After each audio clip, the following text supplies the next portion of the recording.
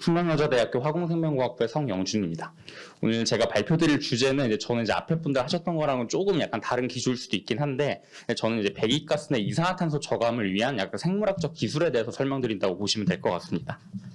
그래서 발표 순서는 다음과 같고, 간략하게 이산화탄소 배출에 대한 지구 온난화 문제는 너무 많이 들어보셨을 거니까 그게 워낙 심각한 문제다라는 사실은 우리가 다 같이 인식을 하고 있고, 그 다음에 실질적으로 어떤 분들은 이게 진짜 이산화탄소 저감이 중요한 문제냐라고 했을 때, 여기 더 보시는 바와 같이 2015년 파리 기후 협약부터 시작을 해서 실제 최근에 우리나라에서 열린 IPCC 총회에서 2100년도까지 평균 온도 상승 폭을 1.5도씩 이내로 제한하자고 다 같이 권고가 아니라 실제 그걸 이행하자는 거에 서명을 하게 되었죠. 그에 따라서 2030년까지는 CO2 배출량을 45% 이상 감축을 해야 되고, 2050년경에는 사실상 탄소 중립을 달성해야 되는 실제 그런 과제가 놓이게 되었습니다. 이에 따라서 대한민국의 경우에도 2050년까지 탄소 중립을 수립하기 위한 5가지 기본 방향을 정해놓고 실제 이를 이행하기 위한 다양한 전략들을 구상하고 있는 중입니다. 그래서 저희가 일반적으로 얘기할 때 이산화탄소 저감이라고 하면은 보통 왼쪽에 있는 포집이나 저장, 그리고 오른쪽에 전환에 해당되는 여러 가지 기술들이 있게 됩니다. 특히 전환 공정 같은 경우에는 이산화탄소를 실제로 전환해가지고 저희가 원하는 유용물질을 생산하는 기술까지 포함한다고 보시면 되는데, 보통 이 중에서도 제가 집중하게 된 것은 생물학적, 미생물을 이용한 이산화탄소의 생물학적 전환 기술에 대해서 주목을 하게 되었습니다. 그래서 이 컨셉에 대해 좀 간략하게 설명을 드리면은, 먼저 저는 바이오 플랫폼으로서 미세조류라고 하는 광합성 미생물을 이용하게 되었습니다. 그래서 광합성 미생물인 미세조류의 경우에는 수십 마이크로미터 사이즈의 아주 작은 세포로서 구성이 되어 있고, 이 미생물이 광합성을 할 수 있다는 특징을 갖고 있습니다. 따라서 저희 미세조류를 배양액 내에서 배양을 할 때 저희가 그 공급원으로서 에너지원으로서 소스로서 웨이스트 CO2라고 하는, 특히 발전소에 배기가스에서 배출되는 배기가스를 직접 공급함에 따라서 이산화탄소를 공급해주고, 또 다른 광합성의 요소인 빛에 대해서는 선라이트를 직접 제공해주는 방식으로 광합성을 일으키게 되면은, 그에 따라서 저희가 원하는 다양한 유용물질이 만들어질 수 있다라는 강점을 갖고 있습니다. 그래서 이런 컨셉을 적용을 할 때 다양한 광합성 생물들, 식물을 포함해서 여러 가지 생물들이 있을 텐데, 그 중에서도 왜 미세조류를 쓰냐라고 얘기를 한다면은, 다른 광합성 생물들에 비해서 세포 성장성도 굉장히 우수하고 이산화탄소 고정 효율도 높다는 장점이 있습니다. 특히 또 다른 장점 하나로는 미세조류로부터 사실상 저희가 인간이 생산할 수 있는 모든 물질이 생산 가능하다고 보셔도 됩니다. 여기 나와 있는 오늘 제가 주로 얘기하게 될 바이오 연료도 있지만 바이오 플라스틱, 그리고 건강기능식품까지도 모두 생산이 가능하다고 보시면 됩니다. 그래서 어떤 분들은 그게 좀 어떤 식으로 왜 말이 되냐라고 얘기하시는 분도 계시는데, 실은 미세조류가 생물학적으로는 사실상 지구상에서 가장 먼저 광합성을 시작한 생물로서 알려져 있고, 약 한 30억 년 동안에 지구상에 적응하면서 여러 가지 환경들을 적응을 해왔기 때문에 이러한 모든 물질들이 생산 가능한 것으로 거의 알려져 있습니다. 따라서 실제 아마 20만 종 정도가 지구상에 존재할 것으로 예상이 되고, 실제 저희가 지금까지 밝힌 종만 해도 한 2만 종이 넘을 정도로 다양한 형태의 미세조류가 존재한다고 보시면 될 것 같습니다. 그래서 전체적인 이런 미세조류 공정에 대해서 말씀드리면, 아까 말씀드린 대로 발전소나 이런 데서 나오는 웨이스트 CO2를 활용하게 되고, 그걸 통해서 미세조류 종들을 배양하게 됩니다. 이때 저희가 결정하는 미세조류 종은 저희가 생산하길 원하는 그 물질에 따라서 그 종이 달라지게 될 것이고, 그 뒤에 미세조류 배양이 끝나면은 이런 식으로 바이오매스를 하베스트해서 최종적으로 저희가 원하는 프로덕트들을 생산할 수 있게 됩니다. 그러면 앞서 얘기했다시피 저희가 이런 식의 컨셉만 봤을 때는 이산화탄소를 전환해서 미세조류로부터 뭔가 다양한 유용물질을 만든다라는 컨셉을 보면은 굉장히 아이디얼하고 좋아 보이는 그런 공정이 될 텐데, 그럼에도 불구하고 아직까지 뭔가 저희가 잘 인지하지 못하고 있는 이유, 그러니까 즉 상용화가 좀 요원한 이유 중에 하나는 아무래도 생산성 문제가 되겠죠. 그래서 저희가 다른 식물 자원에 비해서는 실은 생산성이 굉장히 우수하다고 알려져 있지만, 여전히 저희가 일반적인 이런 프로덕트들이 지금 시중에 나와 있는 프로덕트들과 가격 경쟁을 하기에는 조금 부족한 면이 없잖아 있습니다. 그래서 아무래도 이 CO2로부터 이걸 만들었다고 해도 소비자들이 사용할 때 이게 그 가격이 2배 이상, 3배 이상 높아버리면 실은 그 제품을 쓸 가치가 없어지죠. 그렇기 때문에 생산성을 늘리는 게 하나의 큰 숙제라고 볼 수 있는데, 이를 위해서 저는 이런 식으로 스케일에 따라서 작은 스케일에서는 일반적으로 저희가 알고 있는 바이오몰레큘러 엔지니어링을 이용해서 균주를 개량하기도 하고, 그리고 제가 오늘 주로 설명드릴 미세유체 칩을 이용한 하이스루프 스크리닝 시스템을 이용해서 저희가 원하는 형질의 균주를 만들기도 하고 최종적으로 이렇게 개발된 균주를 마지막에 대규모 생물 공정에 적용을 해서 실제 이산화탄소를 얼마나 감축시킬 수 있는지까지 확인을 해봤습니다. 그래서 제가 오늘 주로 설명드릴 내용은 이제 시간이 길지는 않으니까 그래서 미세유체 기반의 하이스루프 스크리닝 시스템에 대해서 설명드리고자 합니다. 그래서 일반적으로 저희가 미생물을 개량한다, 어떤 세포를 개량한다라고 하면은 보통 이제 왼쪽에 있는 유전공학을 생각하시는 분들이 굉장히 많으시죠. 근데 하지만 이제 미세조류 같은 경우에는 물론 30억 년 전부터 존재는 했지만 실제 미세조류 종 자체가 이제 주목받기 시작한 거, 과학계에 주목받기 시작한 게 그렇게 오래되지가 않았거든요.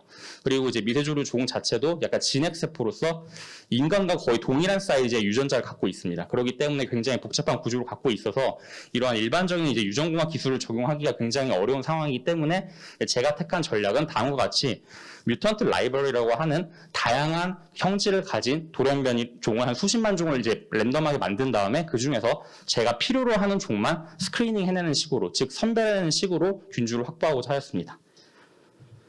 그래서 이거를 뭐 이해하기 조금 더 쉽게 이런 식으로 표현도 할 수 있는데 이제 일반적인 저희가 알고 있는 유전공학의 경우에는 저희가 원하는 타겟 진들을 선정을 하고 그런 진들을 발현시킴으로써 저희가 원하는 돌연변이를 얻을 수 있다라고 한다면 제가 이제 생각하는 하이스루프 스크리닝 시스템의 경우에는 수만 종의 수십만 종의 돌연변이들을 만들어낸 다음에 제가 원하는 그런 그물에 해당되는 스크리닝 플랫폼을 이용해서 제가 원하는 균주만 선별적으로 고속으로 선별할 수 있는 그 기술에 대해서 말한다고 보시면 될 것 같습니다.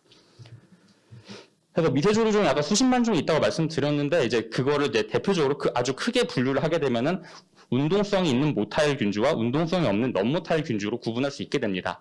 따라서 저는 이 균주의 운동성에 따라서 운동성이 있는 균주는 주성이라고 하는 텍시스라고 하는 어떤 외부 자극에 대한 그 운동성을 평가하는 그런 방식을 이용해서 스크리닝 방법을 개발하고자 하였고 반면에 운동성이 없는 균주에 대해서는 미세 액적이라고 하는 마이크로 단위의 버블을 이용해서 그런 선별 방법을 개발하고자 하였습니다.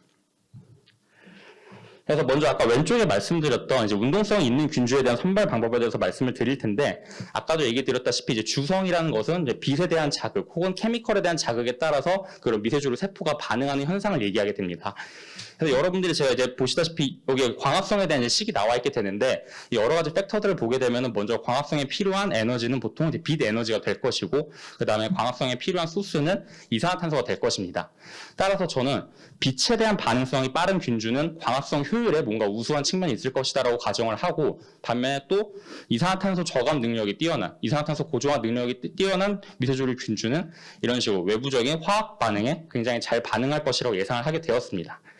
따라서 저는 이런 식의 미세유체 칩을 개발을 하고 아주 작은 사이즈의 미세유체 칩을 개발을 한 다음에 X축 방향으로는 빛에 대한 자극을 주고 Y축 방향으로는 이산화탄소가 물에 녹은 형태인 바이카보네이트의 농도 구배를 형성함으로써 과연 여기 이 부분에서 출발한 미세조류 종들이 과연 어느 방향으로 선호해서 그 챔버를 찾아갈지 이런 것들을 테스트하게 되었습니다.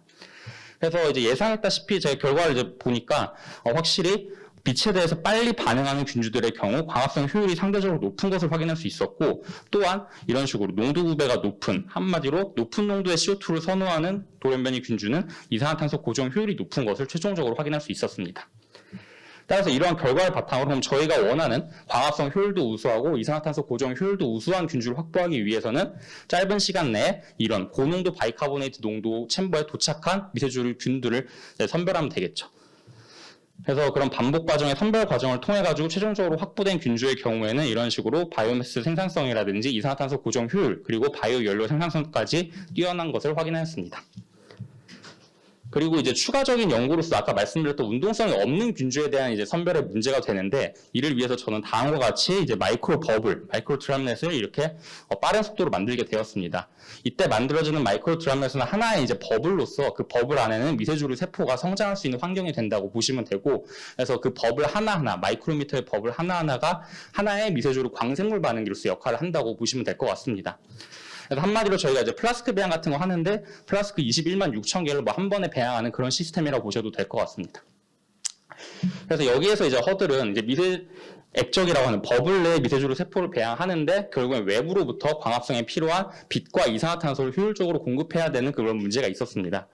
그래서 저희가 이제 미세주체 칩에 쓰는 보통 PDMS라고 하는 고분자의 경우에는 기본적으로 투명하기 때문에 뭐 빛에 대해서 이렇게 이니비전이 걸리는 부분은 없다고 보셔도 되고, 다만 이제 CO2를 공급하는 측면이 있는데, 이제 가스 상태의 CO2를 효과적으로 공급하기 위해서 그런 PDMS 고분자의 포러스한 성질을 이용하고자 하였습니다. 그래서 포러스한 PDMS가 실제 미세액적과 얼마나 접촉을 많이 하는지 그런 컨택트 앵글을 비교해 봄으로써 그 미세액적 내부에 투과되는 그런 CO2의 양을 확인할 수 있었고, 이를 통해서 저희가 최적화된 이런 광배양 시스템을 개발하게 되었습니다. 그래서 이를 통해서 이제 미세주를 이런 미세액적이라고 하는 아주 작은 광배양기 안에서 이제 배양을 할 수 있다는 사실을 깨닫게 되었고, 그럼 이를 바탕으로 저희가 원하는 그러면 세포 성장성이 우수한 균주를 선별하기 위해서 저희가 써야 되는 방법을 또 개발하고자 하였습니다. 이처럼 여러 종의 여러 가지 뭐 성장성이 서로 다른 돌연변이들이 섞여 있는 균주들을 미세액적 광생물 반응기에서 배양하게 되면 결국에 같은 시간이 지났을 때 이런 식으로 세포 밀도가 달라지게 될 것입니다. 이 중에서 저희가 원하는 세포 성장성이 뛰어난 균주인 세포 밀도가 높은 미세액적을 선별하기 위해서 저는 자석 나노입자와 자기장을 이용하게 되었습니다. 그래서 이 미세액적 내부에 동일한 수의, 동일한 농도의 자석 나노입자를 넣어두고 그 주변에 동일한 자기장을 걸게 되면은 이런 식으로 미세액적들이 자석 방향으로 끌려오게 될 텐데, 상대적으로 밀도가 높은 미세액적은 끌려오는 정도가 다르기 때문에 그런 차이를 이용해서 미세액적을 분리하고자 하였습니다. 그래서 그런 분리 효율을 좀 높이고자 미세주체 칩을 이런 식으로 디자인을 했고, 여기서 보신 바와 같이 이제 세포 밀도가 중간인 미세액적과 뭐 낮은 미세액적 그리고 높은 미세액적을 약 90% 이상의 높은 효율로 분리할 수 있었습니다. 결과적으로 이렇게 얻게 된 균주도 이제 저희가 비교해 보면은 원래 있던 야생형 균주에 비해서 세포 성장성이 증가한 것을 확인할 수 있었습니다. 이제 근데 실은 이렇게 했을 때 실은 효율 자체, 분리 효율 자체는 굉장히 저희가 높다라고 이제 말씀을 드릴 수 있는데, 이거의 문제는 보시면은 이게 제가 재생 속도를 이렇게 조작한 건 아니거든요. 근데 보시다시피 이게 분리된 속도가 굉장히 느리다는 단점이 있습니다.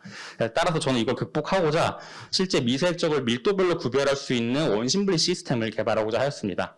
그래서 뭐 이거 여러 가지 뭐 기술에 대한 얘기가 있는데, 결과론적으로 말씀드리면은 이런 미세액적을 한 번에 처리할 수 있는 원심분리 시스템을 통해서 미세액적을 밀도에 따라서 아주 대량으로 처리할 수 있는 시스템을 개발을 했고, 그래서 이 밀도별로 분리된 미세액적들을 바닥에서부터 이렇게 빼냈을 때 처음에는 높은 농도의 미세액적이 나오다가 점점 시간이 갈수록 그 세포 밀도가 줄어드는 것을 확인할 수 있습니다.